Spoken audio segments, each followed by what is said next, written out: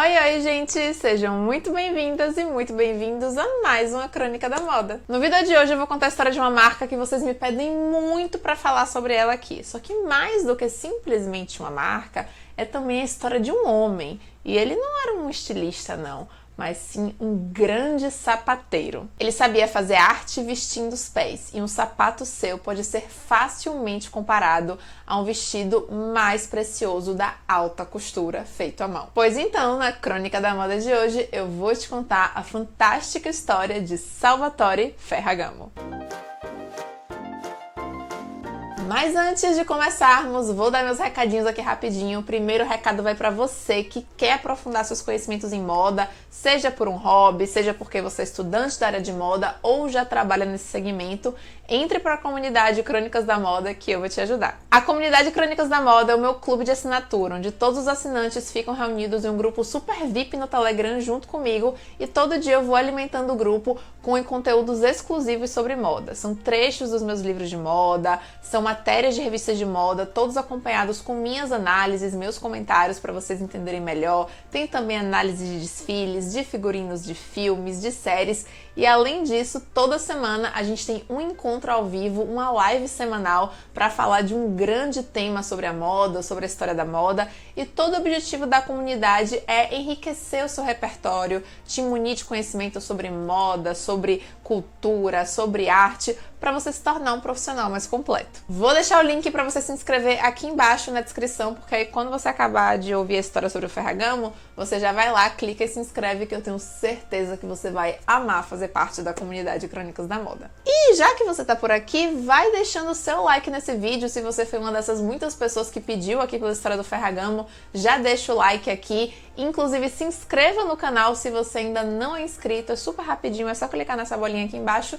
E não deixe de seguir o Crônicas da Moda nas redes sociais, no Instagram e no TikTok, que tem muito conteúdo bacana esperando por você lá. A história de Salvatore Ferragamo é daquelas super excepcionais, daquelas pessoas que desde muito novinhas sabiam o que queriam da vida. O Salvatore Ferragamo era italiano e ele nasceu em 1898, num vilarejo próximo a Nápoles chamado Bonito, que tinha, gente, cerca de 3.000 habitantes na época, apenas 3.000. E olha que hoje em dia não tá muito diferente não. Era um lugar muito pequeno. Os pais dele eram fazendeiros e viviam na terra e do que vendiam. Então eles plantavam oliveiras para fazer azeite e vender, plantavam uvas para fazer vinho e vender, e eles tiveram ao todo 14 filhos. E o Salvatore era o 11º, então estava lá na leva dos mais novos. Seus irmãos mais velhos imigraram para os Estados Unidos em busca de uma vida melhor, de mais oportunidades de emprego. Isso era, gente, muitíssimo comum na Europa do início do século XX. E especialmente para essa juventude que era nascida nesses pequenos vilarejos, que não tinha muitas oportunidades, eles também não tinham muito acesso à educação.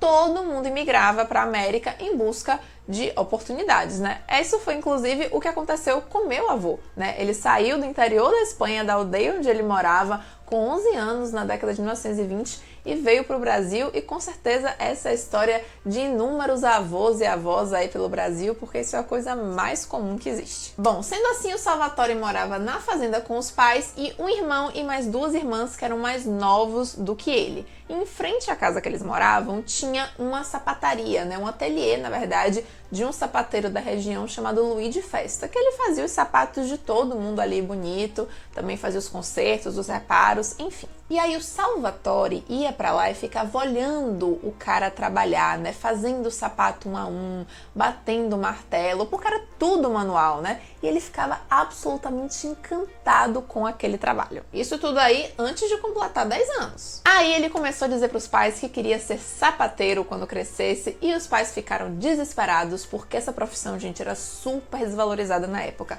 Você podia ser qualquer coisa, alfaiate, carpinteiro, qualquer coisa, mas sapateiro não. Os primeiros pares de sapato que o Salvatore Ferragamo fez foram para suas 2 irmãs mais novas que iam fazer a primeira comunhão e não tinham sapatos bons para usar. Precisava ser um sapato branco. A mãe saiu correndo o vilarejo inteiro vendo se alguém podia emprestar um sapato branco, se tinha, mas obviamente ela não encontrou o sapato para as 2 que coubesse no pé. Enfim, ela chegou em casa muito arrasada, assim, acabada. E aí o Salvatore viu o desespero da mãe, foi lá, falou com o Luigi Festa, pediu uns materiais emprestados e passou, gente, a madrugada fazendo os sapatos para as irmãs. E aí, quando elas acordaram no dia da primeira comunhão, tava lá 2 pares de sapatos novos e branquinhos para elas usarem. Depois disso, os pais até começaram a olhar com outros olhos para a profissão que o filho tinha escolhido e liberaram ele para ser um aprendiz, para trabalhar na sapataria do Luigi Festa. Nessa época, o Salvatore tinha uns 9 para 10 anos, porque inclusive nesse contexto que ele vivia, de um vilarejo muito pequeno lá no interior da Itália, numa vida muito humilde e pobre, criança só ia para a escola até 9 anos. Era para aprender a ler, escrever e fazer contas básicas. Depois, era trabalho. Bom, ele aprendeu tudo, ou praticamente tudo, sobre o ofício da sapataria lá no ateliê do Luigi Festa, e aos 10 anos, o pai do Salvatore Ferragamo faleceu. Nessa época, ele acabou indo para Nápoles, que era uma cidade grande próxima, né, à vila que ele morava, em busca também de uma oportunidade de emprego melhor, que ele ganhasse mais para ajudar em casa. E ele até conseguiu um emprego lá, mas a vida em Nápoles não era fácil. Era uma cidade muito maior, ele dormia na rua, ele passou fome, então ele ficou um breve período lá e voltou para Bonito, pediu um dinheiro emprestado ao tio dele, que era padre, e abriu a sua própria sapataria que ficava no corredor da casa. Só que isso coincidiu com a volta de um dos seus irmãos que estavam nos Estados Unidos para Bonito. Ele veio visitar a família e este irmão trabalhava numa fábrica de sapatos lá em Boston. E ele fez uma super propaganda para o Salvatore, disse que lá era muito melhor, porque era tudo automatizado, industrial, então que eles faziam não sei quantos pares de sapato por dia, que era muito melhor do que aquela forma que ele estava fazendo ali, batendo martelinho, que aquilo não ia levar ele a lugar nenhum. Então, com 17 anos, em 1915, o Salvatore Ferragamo embarcou num navio para os Estados Unidos junto com este irmão. Só que quando ele chegou lá em Boston e viu a tal fábrica, que era a Queen Quality Shoes, ele ficou super decepcionado, gente. Ele viu aquela produção em série, os sapatos sendo feitos de qualquer jeito, né? Aquela coisa bem massificada. Ele falou, não é isso que eu quero. Não tinha aquele primor, né? De fazer um sapato 1 a 1, aquela coisa que ele tanto prezava no seu trabalho. Ele disse assim, não, isso aqui não é pra mim. E ele acabou indo para Santa Bárbara, na Califórnia, porque ele tinha outros irmãos que estavam por lá e que tinham aberto um ateliê de alfaiataria. E nessa época, Santa Bárbara era terra do cinema nos Estados Unidos. Hollywood ainda não tinha se consolidado. Então, atores, atrizes, estúdios de cinema, todo o pessoal que trabalhava nos bastidores ficavam em Santa Bárbara. E não se esqueçam que estamos na década de 1910, quando o cinema era preto e branco e mudo, ou seja, nesse contexto, o figurino, a roupa, era essencial para comunicar a história quando o ator e a atriz não podiam falar. O figurino quer dizer se o personagem era pobre, era rico, estava feliz, estava triste, se era solteiro, se era casado.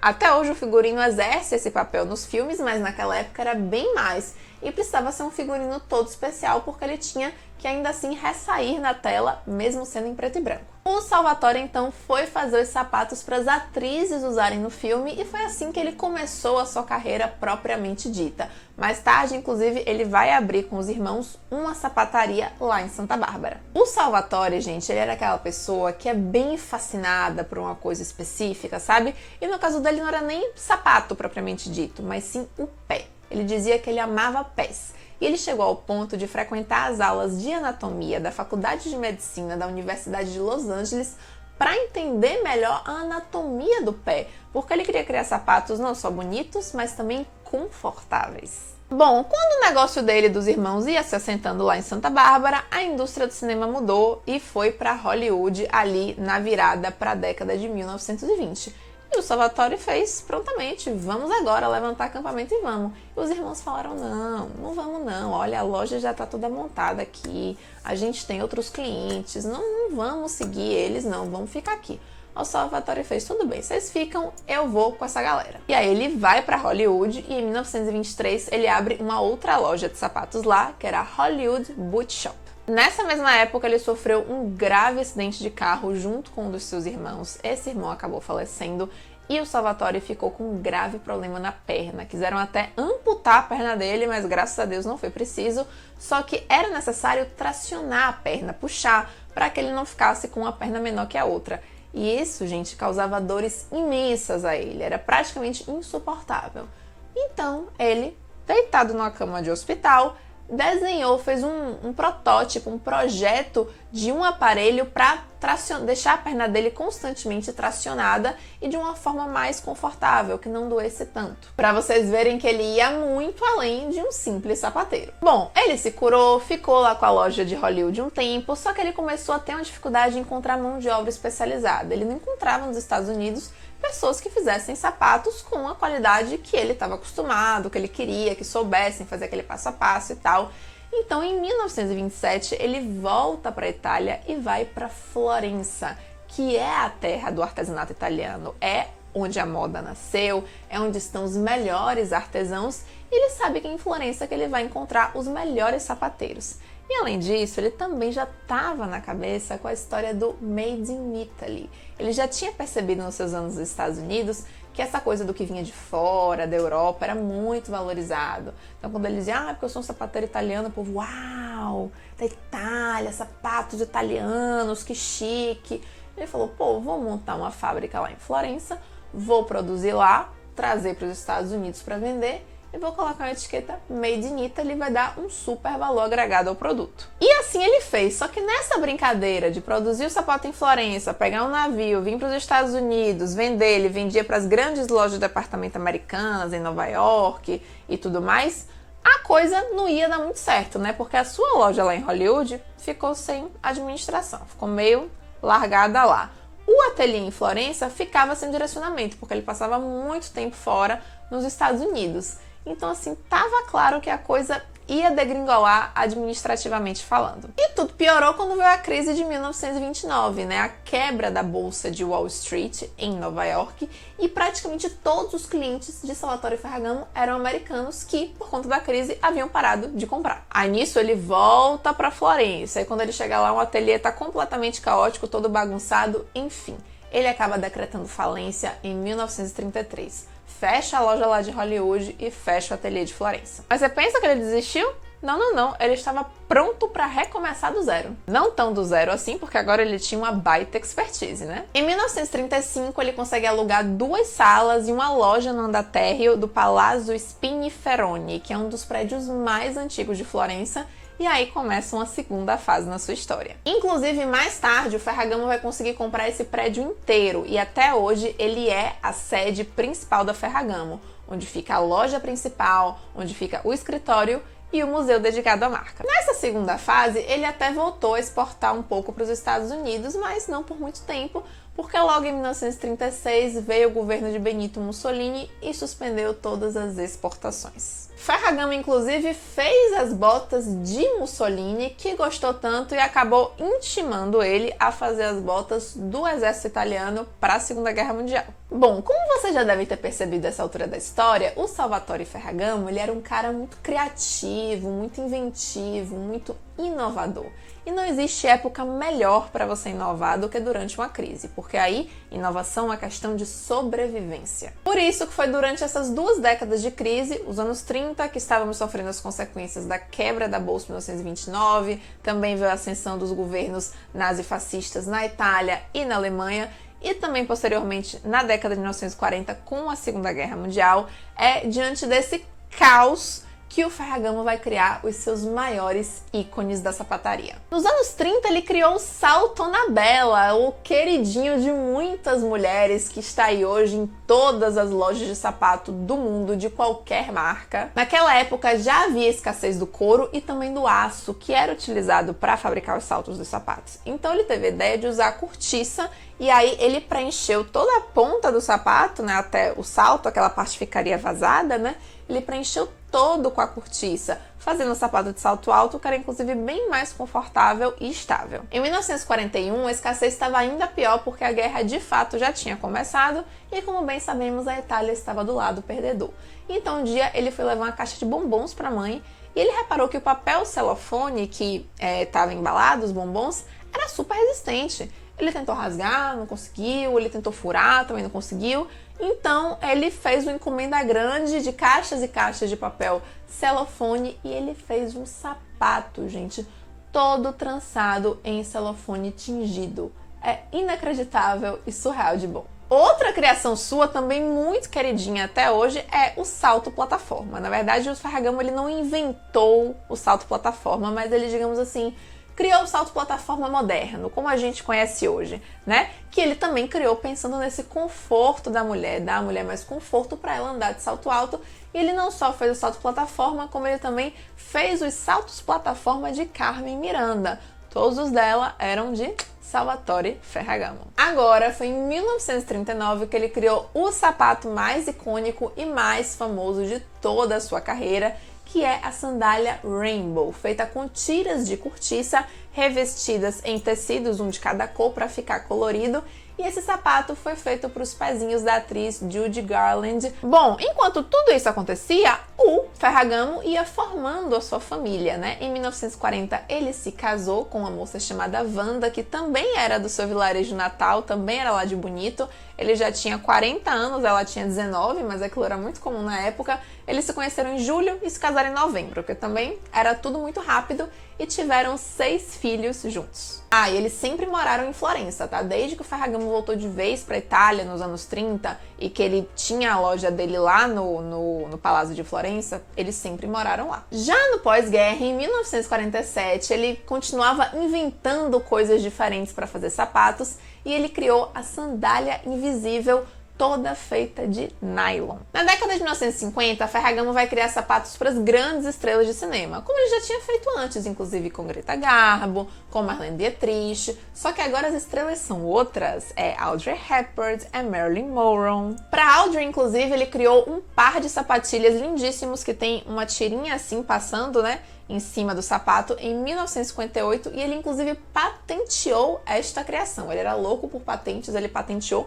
muitas criações dele por aí, e essa sapatilha é vendida até hoje na Ferragamo, então você pode ir lá e comprar a sapatilha de Audrey Hepburn. Em 1960, Salvatore Ferragamo morre e a empresa passa para o controle da sua esposa, Wanda, que vai administrar junto com a filha mais velha do casal, a Fiamma, que na época tinha 16 anos. A Fiamma era a filha assim que mais tinha essa cabeça criativa do pai voltada para o mundo dos sapatos, né? A partir daí a marca vai expandir a sua atuação, né? Eles vão entrar com outros acessórios, bolsas, sapatos masculinos, lenços, joias, mais tarde também no prêt-à-porter, né? Que é o pronto para vestir. E na década de 80, a Fiamma cria um sapato que até hoje é super icônico da Ferragamo, fez um mega sucesso ali nos anos 80 e 90, que é o sapato Vara, né? Que ele é um sapato assim compridinho, com um saltinho pequeno e tem um laço na frente. Ele é inclusive bem estreitinho.